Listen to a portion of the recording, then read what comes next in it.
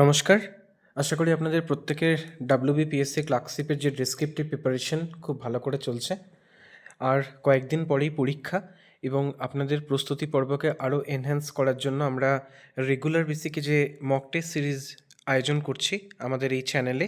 আজকে mock test number 7, already mock test number 7 upload করা আছে এবং তার যে ফুল সলিউশনটা সেখানে আমরা এই ভিডিওটাতে আমরা এক্সপ্লেন করব প্রত্যেকটা পয়েন্ট ধরে ধরে। এবং আমি বলবো যে যারা এখনও এই ভিডিও দেখেননি তারা একদম প্রথম থেকে দেখবেন, কারণ প্রত্যেকটা ভিডিওকেই আমরা পুঙ্খানুপুঙ্খানুভাবে আলোচনা করেছি এবং সেই রেসপেক্টে আরও কী কী পয়েন্ট করা যায়, আরও কোনো একটা রিপোর্ট রাইটিংয়ের ক্ষেত্রে আরও কোন কোন রিপোর্ট সেখান থেকে লেখা যায়, এরকমভাবেই পুরোটা বিস্তারিত আলোচনা করা আছে যাতে আপনাদের প্রিপারেশন লেভেলটা আরও সুন্দর হয়ে ওঠে।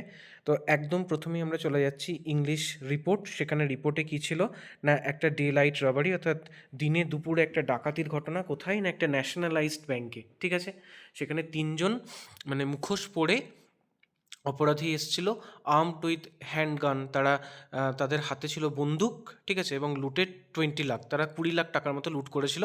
এই নিয়ে আমরা একটা রিপোর্ট রাইটিং লিখব। ঠিক আছে, তাহলে রিপোর্ট রাইটিংয়ের ক্ষেত্রে প্রথমেই যেটা বলেছি যে এখানে কোনো রকম যেহেতু ডেট মেনশন করা নেই, তাহলে আমরা পরীক্ষার ডেটটা দেবো এবং ইয়েস্টারডে বা এরকম দিতে পারি। ঠিক আছে, তাহলে এইভাবে আমরা লিখবো, আর ডেট মেনশন থাকলে সেই ডেটটাই আমাদেরকে দিতে হবে। তাহলে আমাদের পরীক্ষা যেহেতু 28শে ডিসেম্বর, তাই আমরা 28শে ডিসেম্বরের ডেটটাই দেবো। ঠিক আছে, তাহলে এটা নিয়ে একটা 200 ওয়ার্ডের মধ্যে রিপোর্ট কী করে লেখা যায়।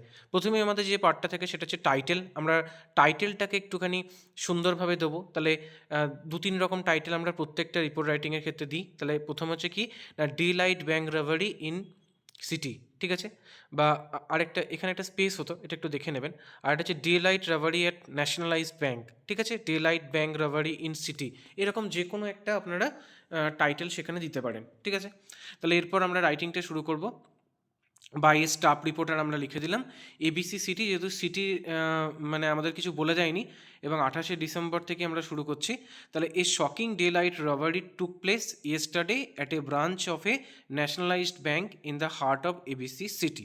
ঠিক আছে, 3 masked robber entered the bank around 11 AM, তারা 11টার সময় তারা ব্যাংকে এসছিল, and pointed handguns at the staff and the customer, এবং তারা বন্দুক উঁচিয়ে ধরলো স্টাফ এবং কাস্টমারদের দিকে। They looted around 20 lakh rupees, তারা 20 লাখ টাকা পর্যন্ত তারা কিন্তু লুট করেছে। ঠিক আছে, তাহলে এটা আমরা রিপোর্টের ক্ষেত্রে যেটা আমরা প্রথমেই বলি যে একবারে আমরা প্রথম কাজ থাকবে কি না, প্রথমে আমাদের কি হয়েছে সেটা একটা ছোট্ট করে বর্ণনা দিয়ে দেওয়া, তারপরে আমাদের থাকবে বিস্তারিত পার্ট এবং তারপর থাকবে আমাদের কনক্লুশন। তাহলে এইটুকু পার্ট আমরা পড়লাম। এরপর কি কি ঘটনা ঘটতে পারে, যে কোনো একজন আই উইটনেস থাকবে, তিনি দেখেছেন যে যখন তারা ব্যাংকের মধ্যে এই টাইমে ঢুকে পড়লো, তারা বন্দুক উঁচিয়ে স্টাফদেরকে বললো যে কেউ স্টাফ এবং কাস্টমারদেরকে কেউ নড়াচড়া করবেন না, তাহলে কিন্তু গুলি চালিয়ে দেবো। ঠিক আছে, স্বভাবতই ব্যাংকের মধ্যে একটা আতঙ্কর পরিবেশ সৃষ্টি হয় এবং সেখান থেকে তারা কিন্তু ভল্ট থেকে 20 লাখ টাকা পর্যন্ত তারা লুট করে। এবং এটা ব্যাংকে তো তারা বসে থাকবে না, যদি লুট করে থাকে তাহলে তারা খুব তাড়াতাড়ি সেখান থেকে চলে যাওয়ার চেষ্টা করবে, সেরকম একটা ব্যাপার। এবং অবভিয়াসলি তারপর সেখানে পুলিশ আসার পর ইনভেস্টিগেশন শুরু হবে, সিসিটিভি যে খতিয়ে দেখা হবে, প্রত্যেকের বয়ান নেওয়া হবে এবং যারা পলাতক তাদেরকে খোঁজার সব রকম চেষ্টা করা হবে। তো মোটামুটি এই ধরনেরই একটা এর পরের পার্টগুলো আমরা ভাবতে পারি। তো যখনই আপনারা রিপোর্টটা লিখতে শুরু করবেন, সময় অল্প হওয়া সত্ত্বেও কিন্তু একটু জাস্ট মনে মনে সাজিয়ে নেবেন যে এই পয়েন্টগুলো আমরা উল্লেখ করতে পারি। ইনস্ট্যান্ট দেখুন, যখনই আপনি প্রচুর পরিমাণে এই ধরনের রিপোর্টগুলো প্র্যাকটিস করবেন, আপনার ইনস্ট্যান্ট মাথার মধ্যে কিন্তু অটোমেটিকলি চলে আসবে। ঠিক আছে, স্পেশালি যারা আপনারা নিউজ পেপার পড়েন তাদের ক্ষেত্রে তো এটা খুব কমন থিং যে আপনারা আরও বুঝে যাবেন, কিন্তু যারা নর্মালি এখন প্র্যাকটিস করছেন আমি এটাই বলবো যে শুধুমাত্র পয়েন্টগুলোকে একটু মাথার মধ্যে সাজিয়ে নেবেন, দেখবেন খুব ভালো করে লেখা হবে, কারণ মূল বিষয়গুলো একই রকম থাকে, তাই তো। তাহলে আমাদের প্রথমত এই আলোচনাটা হলো, আমরা প্রাথমিকভাবে বলে দিলাম, এরপর আমরা সেকেন্ড পার্টটায় চলে আসছি। সেকেন্ড পার্টটা কী হচ্ছে না, according to eyewitness they overpower the security guard and warned everyone to stay quiet. Obviously তারা সেখানে ঢোকার পরে তারা সিকিউরিটি এবং বাকিদেরকে শান্ত থাকতে বলে। Then they rush to the cash counter and force the cashier to hand over the cash. ঠিক আছে, ক্যাশ তারা তুলে নিল। Out of fear the bank staff quickly give them money, অবশ্যই তারা সেই টাকা হাতে তুলে দেয়। The robber collected bundle of notes in bag, তারা ব্যাগের মধ্যে সেই টাকা ভরে। According to the bank official, the gang looted about 20 lakh rupee from the cash counter and the strong room, ঠিক আছে, বা ব্যাঙ্ক ভল্ট, যেখান থেকে হোক না কেন তারা কিন্তু 20 লাখ টাকা পর্যন্ত লুট করেছে। The entire incidents was over within 10 minutes, 10 মিনিটের মধ্যে গোটা অপারেশনটা শেষ করে ওরা। After that the rubber escaped on 2 motor bike waiting outside the bank, ঠিক আছে, তারা সেই দুটো মোটর বাইক তাদের যেটা ছিল সেটা নিয়ে তারা চম্পট দেয়। বেশ, এরপর অবভিয়াসলি আমাদের যেটা বললাম যে থার্ড যেটা, সেখানে কি কি কনক্লুশন, কি কি পার্ট হলো না, police reach the spot soon after receiving the information, police সঙ্গে সঙ্গে ছুটে আসে।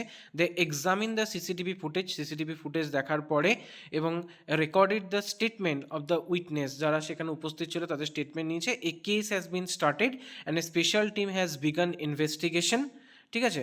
So far no one has been arrested, এখনও পর্যন্ত কেউ অ্যারেস্টেড হয়নি। People in the area shock by the incident and have demanded better security in the bank. Obviously সেখানকার এলাকার মানুষের মধ্যে একটা আতঙ্ক হয়েছে যে দিনে দুপুরে একটা শহরের প্রাণকেন্দ্রে যে ব্রাঞ্চ অবস্থিত সেখানে এরকম ডাকাতি হয়েছে, তো মানুষের মধ্যে অবভিয়াসলি একটা প্যানিক হবে, তাদের মধ্যে একটা আলোচনা হবে। তো এই যে আলোচনাটা একজন সাংবাদিক হিসেবে আপনি কভার করছেন যে people in the area are shock by the incident and have demanded better security in the bank, ঠিক আছে। তার মানে দেখুন একটা রাইটিংয়ের মধ্যে আমরা কত পয়েন্ট এখান থেকে তুলে ধরতে পারি, এখানে কিন্তু আমরা বাকিদেরও কি মতামত বা বয়ান সেটাও কিন্তু তুলে ধরলাম, ঠিক আছে। তাহলে রিপোর্ট রাইটিং এইভাবে আপনারা লিখবেন, মোটামুটি সাজিয়ে নেবেন, এবং এই রিপোর্টটা আরও কীভাবে ভালো লেখা যায় বা আপনাদের যদি মনে হয় যে রিপোর্টটা একবার লিখবেন, আমার কমেন্ট সেকশন অবশ্যই জানাবেন, ঠিক আছে। কোনো জায়গাতে যদি মনে হচ্ছে কারেকশন করতে হবে, কোনো জায়গায় যদি মনে হচ্ছে ইমপ্রুভ করতে হবে, আমাকে কিন্তু সবসময় সাজেশন দেবেন, ঠিক আছে। তাহলে আমরা রিপোর্ট রাইটিং পার্টটা কমপ্লিট করলাম। এরপর আমরা চলে যাচ্ছি আমাদের আরেকটা যেটা পার্ট, সেটা হচ্ছে প্রিসি।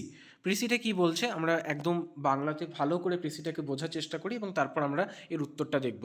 কি বলছে, you find a little hole in your coat, তুমি যদি তোমার যে কোট আছে, কোট যেটা পড়ছো সেখানে যদি কোনো একটা ছোট ছিদ্র দেখো, so small that you don't think it matter, তুমি দেখে সেটা ভাবো যে এটা এটা ছোট একটা ছিদ্র, এটা এমন কিছু ম্যাটার করছে না। Later you find it has become a big tear, পরে তুমি দেখবে যে এটা আরও বড় আকার ধারণ করেছে। And it takes you more than 9 stitches with needle and thread, মানে তখন ছুঁচতে দিয়ে এটাতে আরও 9খানার মতো আরও বেশি 9টা স্টিচ পড়বে। অ্যান্ড টাইম অ্যান্ড ট্রাভেল, এবং সময়টাও তোমার নষ্ট করবে এবং তোমাকে ট্রাভেলও দেবে, বেগও দেবে টু রিপেয়ার ইট, এটাকে রিপেয়ার করতে। অবভিয়াসলি একটা ছোটো ছিদ্র স্টিচ করতে যা সময় লাগে, এটা বড় হলে সেটা আরও বেশি সময় লাগবে। If you had mended it at once, যদি তুমি আগেই এটাকে রিপেয়ার করার ডিসিশন নিতে, you could have done it in a minutes or so, তখন সেটা 1 মিনিটের মধ্যে হয়ে যেত। উইথ 1 or 2 স্টিচেস, সেটা 1-2 স্টিচের মধ্যেই কিন্তু গোটা ব্যাপারটা মিটে যেত। So you just take thing in time and you will save yourself a lot of travel, সেই জন্য তুমি সময় নাও এবং সময়ের সঙ্গে তুমি কাজগুলো করো, এবং তুমি তাহলে কিন্তু অনেক বিপদ থেকে নিজেকে বাঁচাতে পারবে। A small hole in a ক্যানেল এমবাঙ্কমেন্ট, মানে এমবাঙ্কমেন্ট মানে বাঁধ, মানে কোনো একটা ক্যানেলে যে বাঁধ আছে সেখানে যদি একটা স্মল ছিদ্র হয়ে যায়, can be stop with very little travel, সেটা কিন্তু কোনো ট্রাভেল ছাড়াই, কোনো সমস্যা ছাড়াই খুব তাড়াতাড়ি সেটাকে সারানো যায়। But if it is neglected, যদি এটাকে নেগলেক্ট করা হয়, যদি এটাকে মানে না দেখা হয়, it will widen into a great breach which will call for much labour, তাহলে এটা আরও বড় ফাটল ধারণ করবে এবং তার জন্য অনেক বেশি পরিশ্রম দরকার হবে অ্যান্ড এক্সপেন্স, এবং অবশ্যই প্রচুর খরচা হবে to make it right again, সেটাকে আবার পুনরায় সেই জায়গাটাতে ফিরিয়ে নিয়ে যেতে।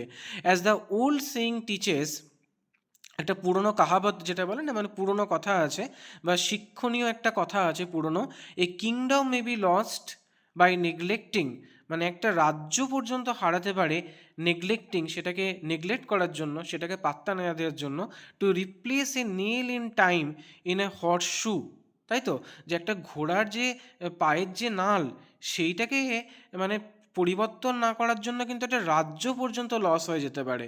For want of A nail, মানে এখানে পেরেক বলা হচ্ছে, দ্য শু ওয়াজ লস্ট, তাহলে জুতোটা, মানুষ কিন্তু জুতো হারায়, তাই তো, ফর ওয়ান্ট অফ এ শু, একটা জুতোর জন্য দ্য হর্স ওয়াজ লস, তাহলে একটা ঘোড়া পর্যন্ত হারিয়ে যেতে পারে। For want of A horse, একটা ঘোড়া জন্য দ্য রাইডার ওয়াজ লস্ট, মানে রাইডার মানে যে ঘোড়া অশ্বারোহী যাকে বলবো, তাকে পর্যন্ত হারাতে হতে পারে।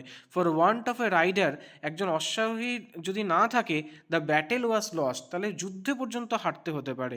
আর for want of a battle, এবং এই যুদ্ধের জন্য দ্য কিংডম ওয়াজ লস্ট, ঠিক আছে, একটা রাজ্য পর্যন্ত হারিয়ে যেতে পারে। তো এটা একটা মানে প্রাচীন প্রবাদ আমরা বলতে পারি এই যে শব্দগুলো, তার মানে এটাই বোঝাতে চাইছে যে সময়ের কাজ সময়ে করো, যদি সময় পেরিয়ে যায় তাহলে সেটা আরও অনেক বড় প্রবলেমেটিক আকার ধারণ করবে, তখন কিন্তু সেটাকে মেটানো এক প্রকার অসম্ভব হয়ে উঠবে। তো এই হচ্ছে মোটামুটি প্রেসিডার বিষয়, যেখানে 190টা আমাদের শব্দ আছে, এটাকে আমরা 1/3 ওয়েতে লিখব, ঠিক আছে।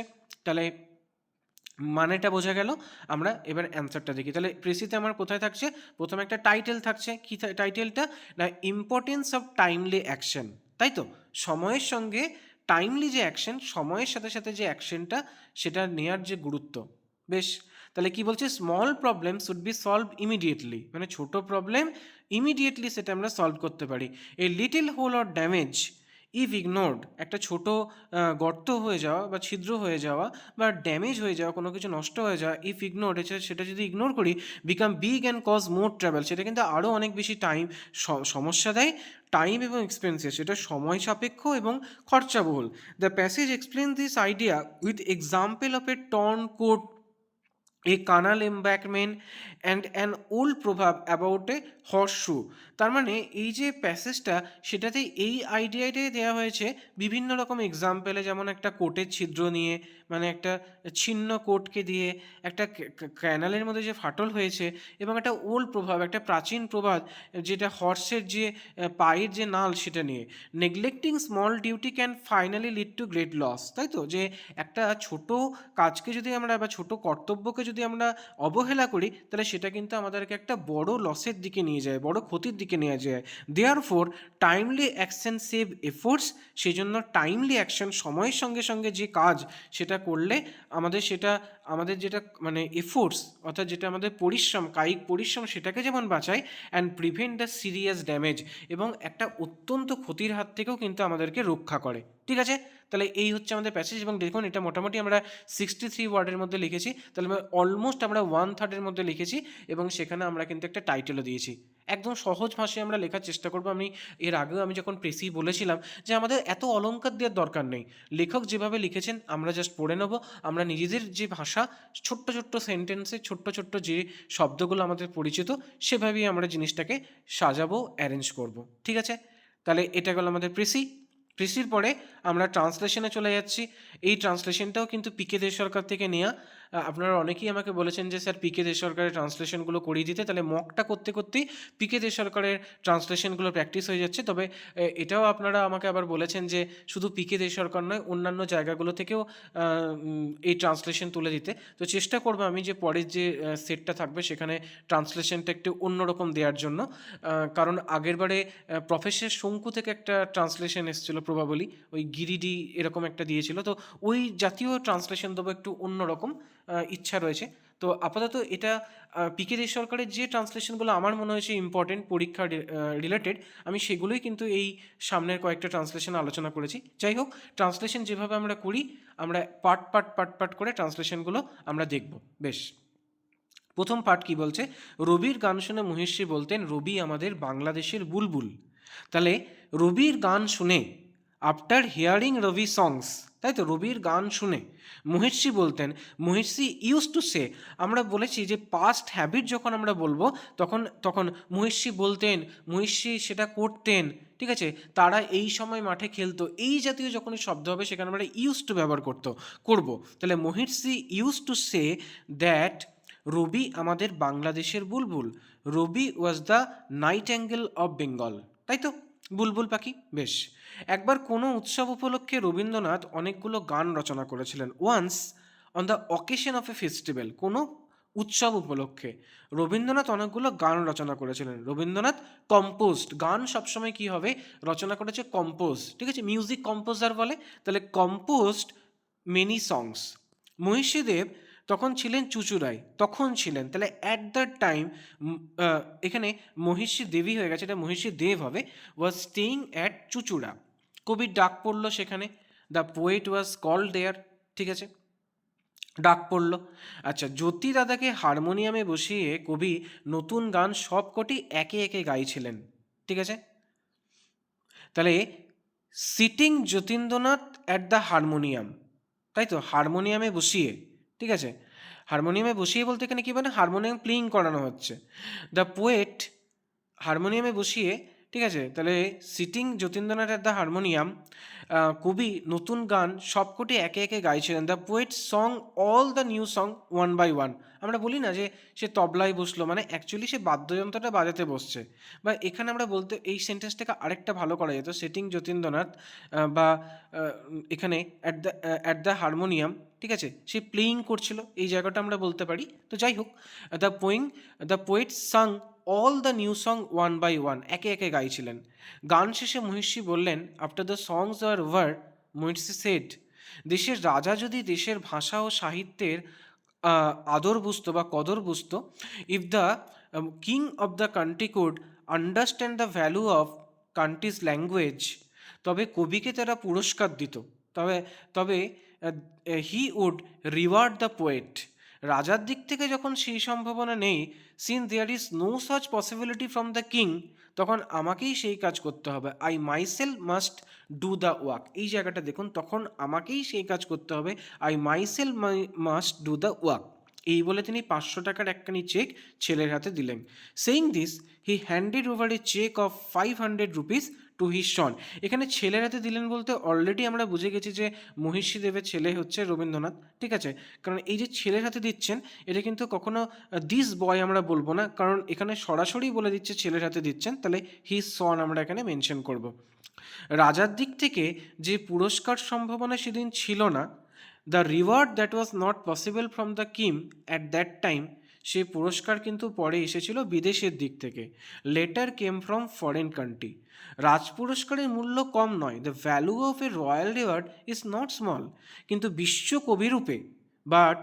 বিশ্বকবিরূপে তিনি যে পুরস্কার পেয়েছেন তাকে সোনার উপর ভিত্তিতে ওজন করা যায় না, but the honour that I receive as a world poet cannot be measured by the gold or silver, তাই সে অমূল্য, therefore it is priceless, ঠিক আছে।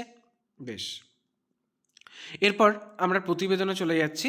দেখুন, সমষ্টি প্রকল্পটা এই মুহূর্তে ইম্পর্টেন্ট, কারণ পরিযায়ী শ্রমিকদের নিয়ে একটা সমস্যা ছিল, এবং রাজ্য সরকারের যে সমস্ত যে প্রকল্পগুলো যেগুলো রয়েছে, সেগুলো অলরেডি আমরা একটা কন্যাশ্রী নিয়ে আলোচনা করেছি। রিসেন্ট একটা প্রকল্প হচ্ছে সমশ্রী। আপনারা যেটা করবেন যে রাজ্য সরকারের কিন্তু সমস্ত যে প্রকল্পগুলো আছে সেগুলো একটু চোখ বুলিয়ে রাখবেন। একই রকম লেখা হবে, কিন্তু তবুও আপনাদের কিছু কিছু পয়েন্ট অ্যাড করতে হবে, যেটা পরীক্ষার জন্য আপনাদের একটা সুন্দর সেন্টেন্স গঠন করতে সাহায্য করবে। প্রথমেই চলে যাচ্ছি শিরোনাম। আমরা বেশ কয়েক রকম শিরোনাম দিতে পারি। তাহলে এটা হচ্ছে কি, পশ্চিমবঙ্গের পরিযায়ী শ্রমিকদের সুরক্ষায় রাজ্য সরকারের সমষ্টি প্রকল্প। আবার এটাও লিখতে পারেন, পরিযায়ী শ্রমিকদের নিরাপত্তায় রাজ্য সরকারের সমষ্টি উদ্যোগ, বা ভিন রাজ্যে কর্মরত শ্রমিকদের ভরসা রাজ্য সরকারের সমষ্টি প্রকল্প, ঠিক আছে। তো এরকম যে কোনো একটা শিরোনাম আপনারা দিয়ে দিলেন। এরপর আমরা কি লিখছি দেখি, নিজস্ব প্রতিনিধি কখগ শহর 28শে ডিসেম্বর। পশ্চিমবঙ্গের বিপুল সংখ্যক পরিযায়ী শ্রমিকের সামাজিক ও আর্থিক সুরক্ষা নিশ্চিত করতে রাজ্য সরকার সমষ্টি প্রকল্প চালু করেছে। ভিন রাজ্যে কাজ করতে যাওয়া শ্রমিকদের জীবনে নানাবিধ ঝুঁকি ও অনিশ্চয়তার কথা মাথায় রেখেই এই মানবিক উদ্যোগ গ্রহণ করা হয়েছে, ঠিক আছে। তাহলে আমাদের প্রথম পার্ট আমরা লিখে দিলাম, বর্ণনাটা হয়ে গেল সমষ্টি কি। এরপর আমরা সমষ্টি নিয়ে বিস্তারিত লিখব এবং তার একটা কনক্লুশন লিখব। তাহলে কি বলছে, এই প্রকল্পের আওতায় নথিভুক্ত পরিযায়ী শ্রমিকদের দুর্ঘটনাজনিত মৃত্যু বা স্থায়ী অক্ষমতার ক্ষেত্রে আর্থিক ক্ষতিপূরণ দেওয়া হচ্ছে বলে রাজ্য সরকারের এক প্রতিনিধি জানিয়েছেন। পাশাপাশি গুরুতর অসুস্থতা, চিকিৎসা সংক্রান্ত জরুরি পরিস্থিতি এবং সংকটকালে বাড়ি ফেরার ক্ষেত্রেও সহায়তার ব্যবস্থা রয়েছে। সমষ্টি কার্ডের মাধ্যমে শ্রমিকদের পরিচয়পত্র প্রদান করা হচ্ছে, যার ফলে দুর্যোগ বা সমস্যার সময় প্রশাসনের পক্ষে দ্রুত সাহায্য পৌঁছে দেওয়া সম্ভব হচ্ছে, ঠিক আছে। তাহলে এটাকে আমরা দুর্যোগ না বলে দুর্ভোগও বলতে পারেন, ঠিক আছে। তাহলে এই হচ্ছে আমার মিডিলের যে কথাগুলো আমার থাকা উচিত সেগুলো আমরা লিখে দিলাম, যে সমষ্টি প্রকল্পের মূল উদ্দেশ্য কী। এরপর কি, না এরপর আমাদের লাস্ট পার্টটা থাকবে যে এইটাতে কি কি বেনিফিট হচ্ছে এবং রাজ্য সরকার কি বলছে এরকম। তাহলে দেখুন এখানে কি বলছে, রাজ্যের শ্রম দপ্তরের তত্ত্বাবধানে ব্লক ও পুরসভা স্তরে শিবিরের মাধ্যমে শ্রমিকদের নাম নথিভুক্ত করা হচ্ছে। প্রশাসন সূত্রে জানা গেছে ইতিমধ্যেই বহু পরিযায়ী শ্রমিক এই প্রকল্পের সুবিধা পেতে শুরু করেছেন। বিশেষজ্ঞদের মতে সমষ্টি প্রকল্প পরিযায়ী শ্রমিকদের মধ্যে নিরাপত্তাবোধ বাড়াবে এবং তাদের যে সামাজিক মর্যাদা রক্ষা সেখানে একটা গুরুত্বপূর্ণ ভূমিকা নেবে। ঠিক আছে, আমরা রিপোর্ট রাইটিং অনেকগুলো প্র্যাকটিস করলাম। আমরা জানলাম যে প্রথমে আমাদের ছোট করে আলোচনা, তারপর আমরা বিস্তারিতভাবে আলোচনা করব এবং তারপর আমরা একটা কনক্লুশন পার্ট করব। এইভাবে 3টে প্যারাতে আমাদের যে রিপোর্ট রাইটিংটা সেটা থাকবে। বোঝা গেল? একদম টু দি পয়েন্ট লিখবেন, নিজের কোনো মতামত দেবেন না। যেটাই মনে হচ্ছে নিজের মতামত দেওয়া উচিত সেখানেই সেটা বিশেষজ্ঞদের মতামত বা একজন অধ্যাপক, শহরের একজন প্রখ্যাত অধ্যাপক বললেন, এরকম করে আমরা মতামত দিয়ে দেবো, বা একজন প্রত্যক্ষদর্শী জানালেন, এইভাবে আমাদের গোটা জিনিসটা হবে। এখানে আপনারা চাইলে একটা কোটেশনও লিখতে পারবেন যে এই ক খ জেলার একজন শ্রমিক বলছেন যে এটা পেয়ে তাদের খুব উপকার হয়েছে, ঠিক আছে, তাদের পরিবার সুরক্ষা পেয়েছে, এরকম কোটেশন দিতে পারেন। ঠিক আছে, আপনারা নিজেদের মতো করে লিখুন, ভাবনা চিন্তা করুন। যদি কোনো মনে হচ্ছে এখানে পয়েন্ট অ্যাড করতে হবে সেগুলো আপনাকে জানাতে পারেন। বা এই যে আমি রিপোর্টের 3টে আমি হেডিং দিয়েছি, টাইটেল দিয়েছি, শিরোনাম, তো আপনাদের যদি মনে হচ্ছে অন্য কোনো একটা শিরোনাম মাথায় আসছে সেটাও আপনারা কমেন্টে লিখুন না, কোনো অসুবিধা নেই। ঠিক আছে, আমি তো আপনাদের লেখা বা কমেন্ট পড়তে চাইছি এই পুরো সিরিজটা নিয়ে। বেশ, এরপর আমরা সারাংশতে চলে যাব। কি বলছে সারাংশটা? আজকাল বিজ্ঞানের দ্বারা যেসব অসাধ্য সাধন হইতেছে তাহাও বহু লোকের ক্ষুদ্র চেষ্টার ফলে। মানুষ পূর্বে একান্ত অসহায় ছিল, বুদ্ধি, চেষ্টা ও সহিষ্ণুতার বলে আজ সে পৃথিবীর রাজা হইয়াছে। কত কষ্ট ও কত চেষ্টার পর মানুষ বর্তমান উন্নতি লাভ করিয়াছে তাহা আমরা মনেও করিতে পারি না। কে প্রথম আগুন জ্বালাইতে শিখিল, কে প্রথম ধাতুর ব্যবহার শিখিয়ে দিল, কে লেখার প্রথা আবিষ্কার করলো, তাহা আমরা কিছুই জানি না।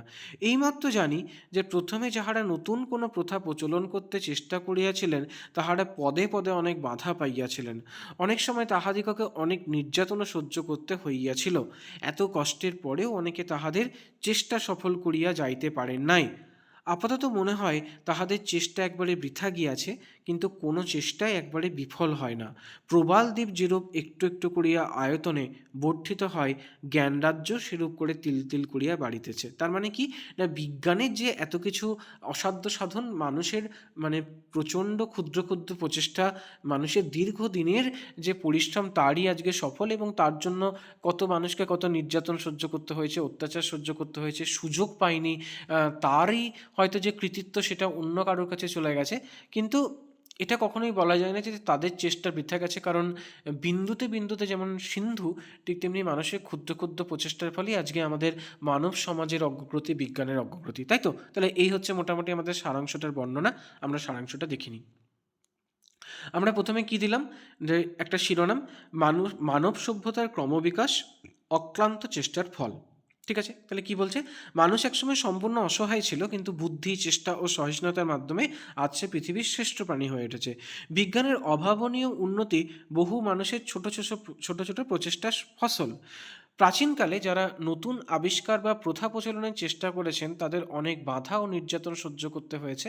অনেকে জীবদ্দশায় নিজের চেষ্টা সফল হতে দেখে যেতে পারেননি, কিন্তু তাদের কোনো প্রচেষ্টাই বৃথা যায়নি। ঠিক আছে, তাহলে আমরা প্রথমে প্যাসেজটা পড়লাম এবং আমরা একটা সুন্দর করে সেটাকে আমরা লেখার চেষ্টা করলাম। ঠিক আছে, এর পরের যে পার্টটা সেটা আমরা চলে গেল বঙ্গানুবাদ। ঠিক আছে, বঙ্গানুবাদটাকে আমরা, যেহেতু এই বঙ্গানুবাদটা আমরা স্প্লিট করছি না, একবারই আমরা বঙ্গানুবাদটা অল্প অল্প করে পড়ে এটা আমরা লিখব। তাহলে কি বলছে? আওয়ার টোটাল এনভায়রনমেন্ট, আমাদের সমগ্র পরিবেশ, ইনফ্লুয়েন্স মানে হচ্ছে প্রভাবিত করা, our life and our way of living, আমাদের জীবন এবং আমাদের জীবনযাপনের পদ্ধতি যেটা সেটাকে প্রভাবিত করে।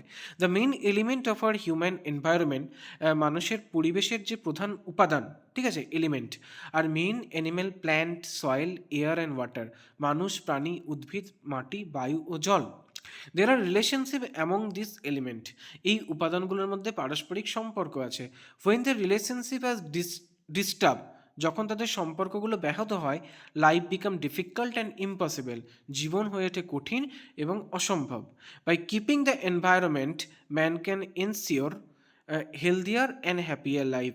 বাই কিপিং দ্য এনভায়রনমেন্ট মানে পরিবেশকে সংরক্ষিত করে মানুষ সুস্থ সুখী জীবন সে এনশিওর করতে পারে বা নিশ্চিত করতে পারে। ঠিক আছে? তাহলে এই ছিল আজকে আমাদের 6টা রাইটিং এবং 6টা রাইটিংয়ের আমরা বিশ্লেষণ করলাম বিভিন্ন বিষয়গুলোতে। যদি আপনাদের কোনো একটা জায়গাতে মনে হচ্ছে যে এই জায়গাটা ইমপ্রুভ করার দরকার, সেটা আমাকে অবশ্যই সাজেশন দেবেন এবং আশা করি আপনারা প্রথমে মকটা প্র্যাকটিস করে নেবেন এবং তারপরে এর অ্যান্সারগুলো দেখবেন। ঠিক আছে? যদি আমাকে কিছু সাজেশন দেওয়ার থাকে, যদি আপনার মনে হচ্ছে যে কিছু আরও কিছু ইমপ্রুভমেন্টের দরকার, আরও কিছু ভিডিও আপনারা অন্যরকম দেখতে চাইছেন, সেটাও আমাকে জানান। কিন্তু সবাই খুব ভালো করে প্রিপারেশন নেন, খুব ভালো করে এই সময়গুলোতে মকগুলোকে প্র্যাকটিস করুন। আশা করি আপনাদের প্রিপারেশন আরও ভালো হবে এবং আপনাদের এক্সামিনেশন অনেক ভালো হবে। তো সবাইকে অনেক অনেক ধন্যবাদ ভিডিওটা দেখার জন্য। সবাই খুব ভালো করে প্রিপারেশন করুন।